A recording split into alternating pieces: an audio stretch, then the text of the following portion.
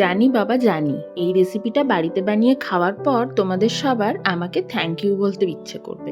ঠিক আছে থাক, থ্যাংক ইউটা নয় পরে তোলাই থাকলো। তার আগে চলো ঝটপট রেসিপিটা দেখে নাও তো, তাছাড়া বানিয়ে খাবে কিভাবে? রেসিপিটার জন্য প্রথমেই একটা স্পেশাল মশলা তৈরি করব। মশলার যা যা জিনিসপত্র লাগবে সেগুলো আমি সব স্ক্রিনের মধ্যে দিয়ে দেব, তোমরা ঝটপট দেখে নিও। তবে তাও কিছু কিছু আমি মেনশন করে দিচ্ছি, যেমন ধনে, মৌরি, গরম মশলা, গোলমরিচ, লঙ্কা, আদা, ধনেপাতা, আর শেষে এই স্পেশাল জিনিস সেটা হলো পালং শাকের পাতা।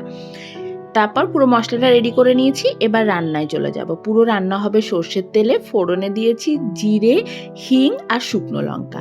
তারপর একটু জিরে গুঁড়ো, একটু ধনে গুঁড়ো, একটু লঙ্কার গুঁড়ো আর একটু হলুদ গুঁড়ো তেলের মধ্যে দিয়েই একটু ভেজে নিয়েছি। তারপর দিয়ে দিয়েছি 2 চামচ বেসন।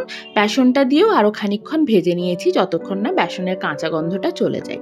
তারপর আগের যে পেস্টটা রেডি করে রেখেছিলাম সেই পেস্টটা দিয়ে বেশ খানিকটা জল দিয়ে বেশ ভালো করে নাড়াচাড়া করে ফুটিয়ে নিয়েছি। এমনিতেই মশলার কাঁচা গন্ধটা আগেই চলে গেছিল, তাই খুব বেশিক্ষণ ফোটানোর কোনো প্রয়োজন নেই।